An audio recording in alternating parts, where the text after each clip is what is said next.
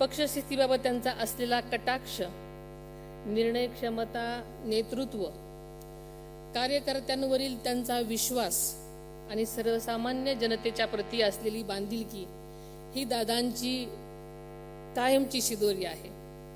आणि आज आदरणीय दादा आपल्यामध्ये जरी नसले, पण त्यांचे विचार, त्यांची मूल्य आणि त्यांची कामाची पद्धत आपल्यासाठी सर्वांसाठीच नेहमीच मार्गदर्शक ठरणार आहे. आदरणीय दादांची जागा खरं तर सर्वांनाच माहिती आहे, कोणीही घेऊ शकणार नाही आणि हे वास्तव आहे. परंतु त्याचा विचार, त्यांनी दाखवलेला विकासाचा मार्ग आणि सामान्य माणसाबाबतची त्यांची बांधिलकी हीच आज आपल्या पक्षाची सर्वात मोठी ताकद आहे. आणि यावर माझा विश्वास आहे.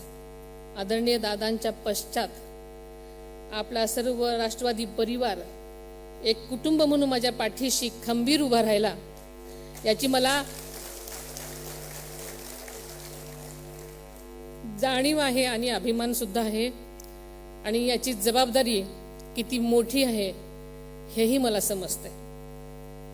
3 वर्षापूर्वीच आदरणीय दादांनी पक्षाच्या राष्ट्रीय अध्यक्षपदाची धुरा सांभाळली. त्यांना अवघ्या 2.5 वर्षाचाच कालावधी मिळाला. हा कालावधी मर्यादित असला तरी त्यांनी पक्षाला राष्ट्रीय स्तरावर नवी ओळख मिळवून दिली. आदरणीय दादांची ओळख केवळ राजकारणी, समाजकारणी म्हणूनच नव्हती, तर सर्वसामान्यासाठी आपला जीवाभावाचा माणूस, कामाचाच माणूस आणि हक्काचा माणूस अशी होती. राज्याचे अर्थमंत्री म्हणूनही दादांनी सादर केलेले त्यांचे अर्थसंकल्प हे राज्याच्या विकासाचे दस्तऐवज आहेत. शेतकरी, कष्टकरी, महिला, युवक, उद्योग, सहकार, कृषी, ग्रामविकास आणि पायाभूत सुविधांच्या विकासासाठी त्यांनी सातत्यानं काम केलं.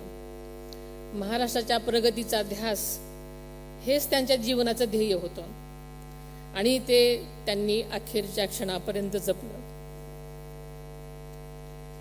आज आपण सत्तेत आहोत. युती सरकारच्या माध्यमातून राज्य सरकारमध्ये आपण लोककल्याणकारी निर्णय घेत आहोत. आदरणीय दादांच्या दूरदृष्टीतून साकारलेल्या मुख्यमंत्री लाडकी बहीण योजनेमुळे राज्यातील लाखो महिलांना आर्थिक पाठबळ मिळालं. त्यांच्या जीवनात आत्मविश्वास निर्माण झाला. आता एकल महिलांसाठी सुद्धा स्वतंत्र योजना आणण्याचा निर्णय राज्य सरकारने घेतलेला आहे.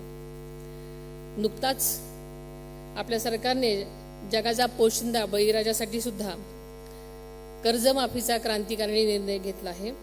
त्याचा लाभ बळीराजाला मिळवून देणं ही राष्ट्रवादी कार्यकर्त्यांची मोठी जबाबदारी आहे. यापूर्वी आपल्या सरकारनं शेतकऱ्यांच्या वीज बंबांना मोफत वीज पुरवठा करण्याचा निर्णय घेतला होता. अशा अनेक लोककल्याणकारी योजनांना दादांनी सतत प्राधान्य दिलं.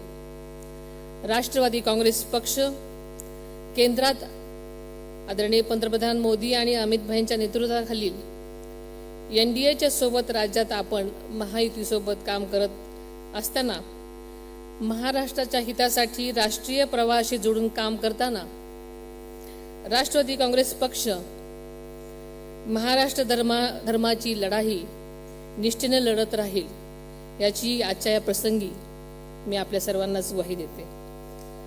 अल्पसंख्याक, मागासवर्गीय, OBC, आदिवासी समाजासह प्रत्येकच समाज घटकाला सुरक्षित वाटेल अशी सामाजिक भावना रुजवणं ही आपली सर्वांची जबाबदारी आहे. राजकारणाच्या नावाखाली जाती जातीमध्ये, धर्माधर्मामध्ये फारकत करणाऱ्या प्रवृत्तींना राष्ट्रवादी काँग्रेस पक्षामध्ये कधीही थारा देणार नाही.